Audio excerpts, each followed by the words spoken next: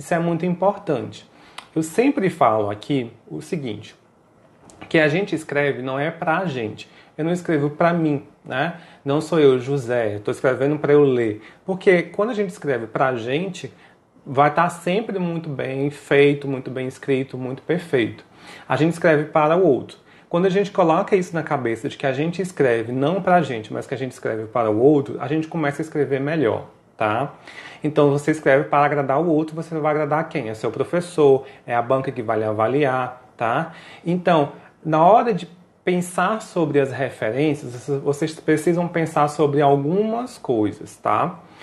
Que é muito importante. Os professores, nós professores, quando vamos ler os trabalhos de vocês, a gente olha, folheia todo o projeto e a gente vai lá para a última página. E a gente vai analisar as referências que vocês citaram. Porque dependendo das referências que vocês citam, a gente começa ali o processo de avaliação ele começa ali. Porque dependendo do tipo de referência que você cita, a gente vai dizer, poxa, esse trabalho tem qualidade, esse projeto não tem tanta qualidade, porque ele citou algumas referências que em geral não são citadas, tá? Então tem algumas referências que pega muito bem você citar, e existem algumas referências que não pega tão bem assim você citar em um projeto de pesquisa, e vocês precisam saber disso, tá? Primeira coisa é que vocês precisam saber para que servem as referências, tá? Tem basicamente 3 motivos aí das referências elas existirem dentro do trabalho de vocês. A gente cita dentro do projeto um monte de pessoas, um monte de fonte, né? A gente cita lá, faz citação direta, citação indireta e tudo mais. E no final, a gente tem aquela paginazinha da lista de referências. Para que serve aquela paginazinha da lista de referências? Tem basicamente 3 motivos, eu elenquei aqui para vocês, tá? O primeiro motivo é você indicar a fonte, a sua fonte de informação.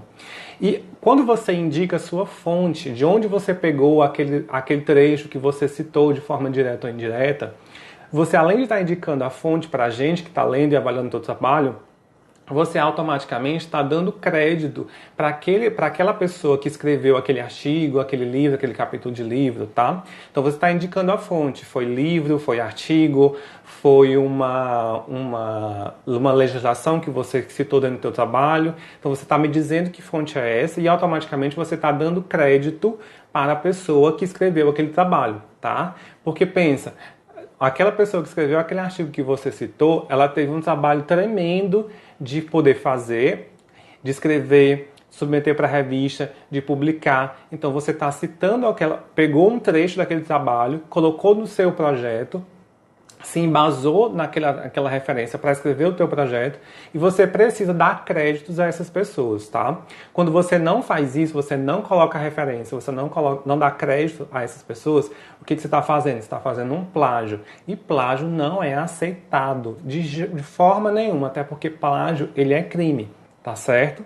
Então, primeiro motivo de você citar as referências, você colocar lá as suas referências, é você me informar a fonte de onde você tirou aquelas informações e você dar crédito a essas pessoas, tá? A segunda é você situar o seu trabalho, o seu projeto ou o seu artigo que você está escrevendo no conjunto de obras daquele tema. Eu estou escrevendo um tema sobre publicidade, marketing, publicidade, alguma coisa, né? Ou eu sou da literatura, eu estou escrevendo sobre uma obra literária, ou um estilo, né, literário específico. Eu sou da engenharia, estou falando sobre um processo específico. Então, o que acontece? Eu tenho um tema, um tema geral que eu estou escrevendo.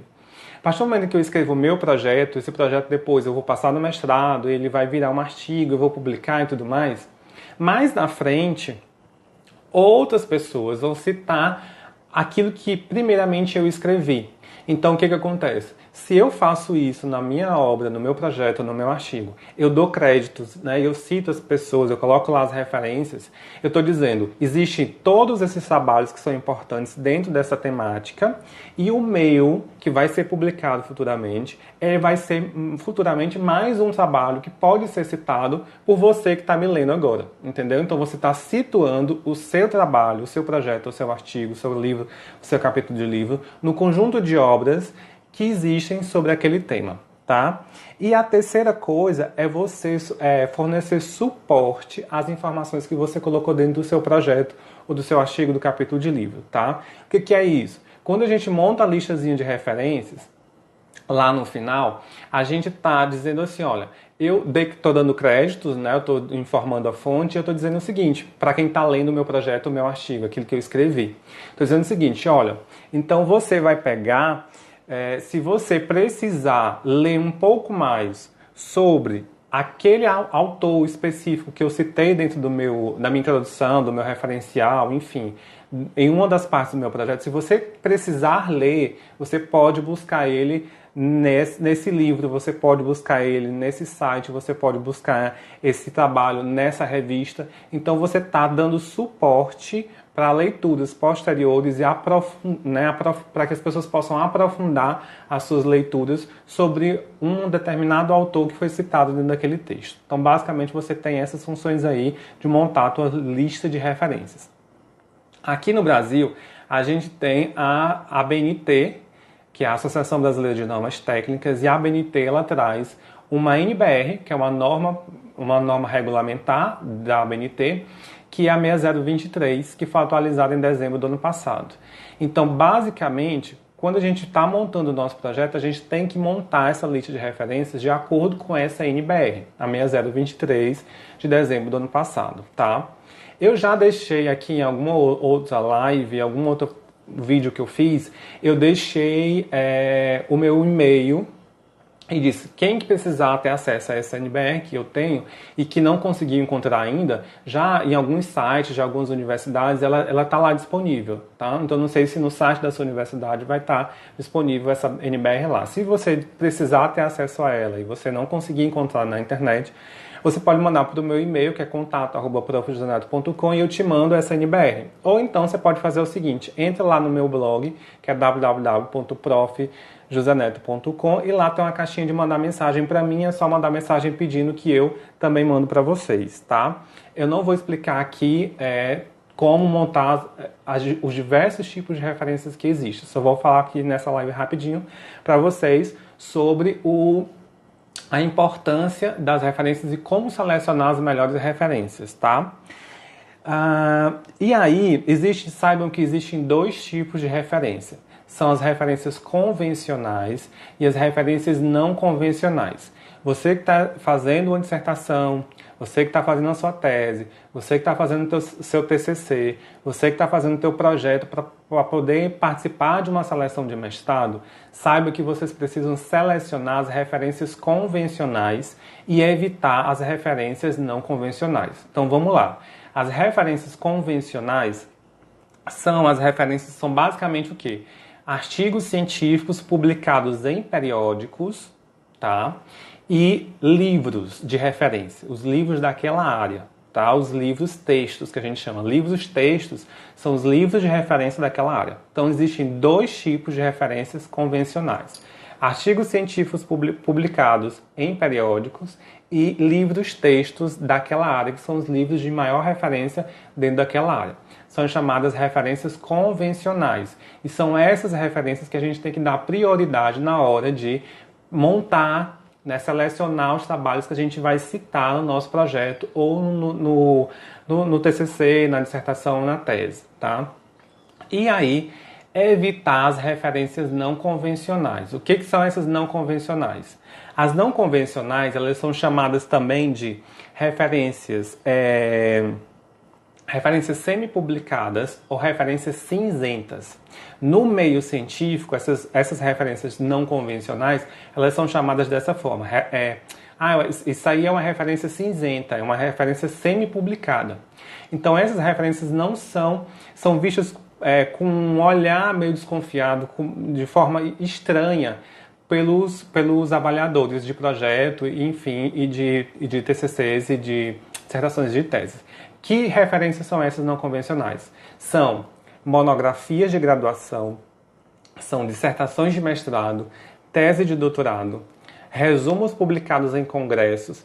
Todos esses trabalhos que são publicados, por exemplo, resumo expandido, que é publicado em congresso, trabalhos de eventos regionais, tá? Esses trabalhos de eventos científicos a gente não cita, são as chamadas referências cinzentas, junto com os trabalhos acadêmicos, que são os trabalhos fruto de TCC, né, monografias, e também os de dissertação e tese.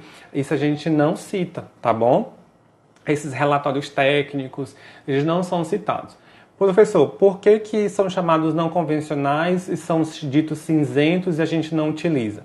Porque para o meio científico, as referências convencionais que têm uma certa credibilidade são aquelas referências que passaram por uma revisão por pares, especialmente a revisão por pares que a gente chama de duplo cega.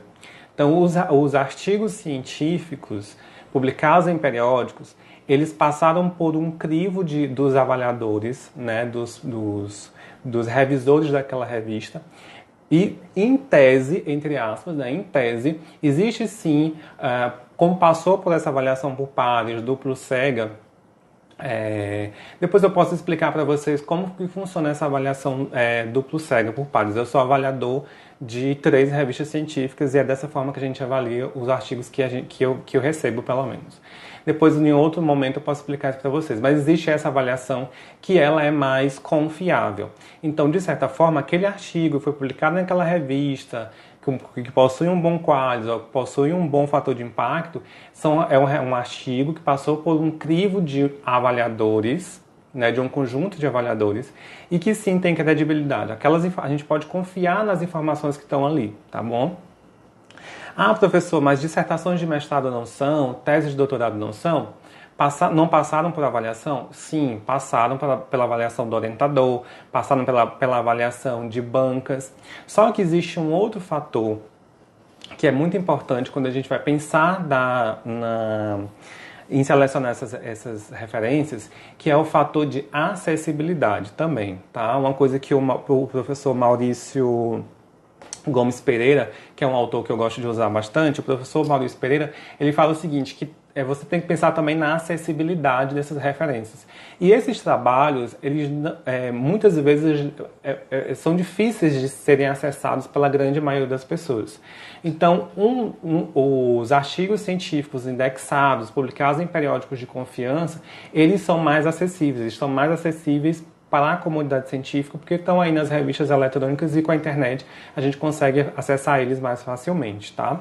Então, saibam disso. Evitem vocês citarem nos projetos de vocês ou no que vocês estão fazendo aí, dissertação, TCC ou qualquer outra coisa, evitem citar monografias de graduação, teses de doutorado, dissertação de mestrado e trabalhos publicados em eventos científicos, tá? Priorizem os trabalhos, os livros textos, são os livros de referência, e os artigos científicos indexados, publicados em periódicos de referência da área de vocês, tá certo? Basicamente isso. O grupo de Vancouver, que é o que elabora as normas de Vancouver, que já é um outro grupo, que é semelhante à ABNT aqui no Brasil, mas ele é mais levado em consideração de forma mundial, tá? Ele também, lá nas normas de Vancouver, existe algumas diretrizes também na hora de você selecionar as tuas referências.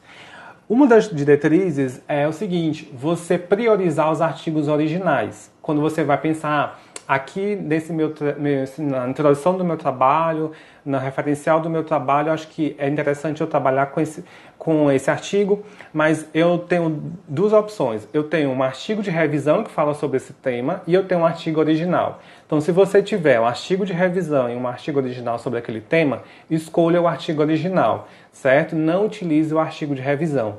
Por que não utilizar o artigo de revisão?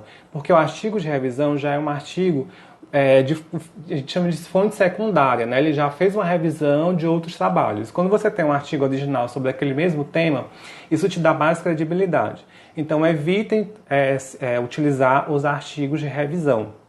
Deem prioridade para os artigos científicos originais, tá? Também isso é uma dica que está lá nas diretrizes de Vancouver. Evitar o de utilizar resumos como referência, tá? Então não utilizar resumos, resumo expandido, isso também está lá nas diretrizes de Vancouver. Evitar citar comunicação pessoal. O que é comunicação pessoal? Comunicação pessoal é um tipo de referência, tá? É válida, sim. No entanto, se você está pensando em fazer um projeto para mestrado, não utilize isso. O que é comunicação pessoal? Ah, você assistiu, sei lá, você assistiu uma palestra de uma pessoa e essa palestra foi gravada. Então existe aquela informação, ela está registrada de forma digital, tá? Aquilo pode ser uma referência, aquela palavra, aquele texto, aquela comunicação pessoal daquela palestra que você assistiu e que está gravada, sim, pode. No entanto, esse tipo de referência entra para o conjunto daquelas referências que eu falei para vocês, chamadas não convencionais ou cinzentas, tá? Então, tentem... a gente vê muito isso, comunicação pessoal, em livros. Eu, José, pelo menos, nunca vi comunicação pessoal em artigos científicos, tá?